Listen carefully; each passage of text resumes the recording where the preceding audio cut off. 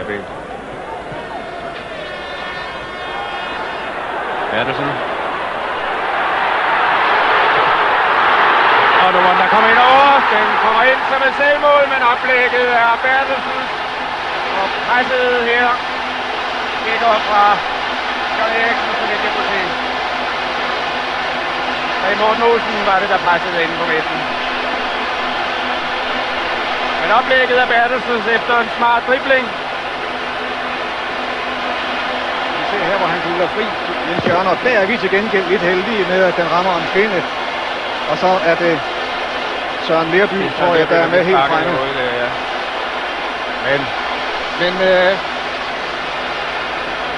vi ser den her, og der er 2-3 danskere, der følger op, men uanset hvordan det så ud, det mål, så er det i hvert fald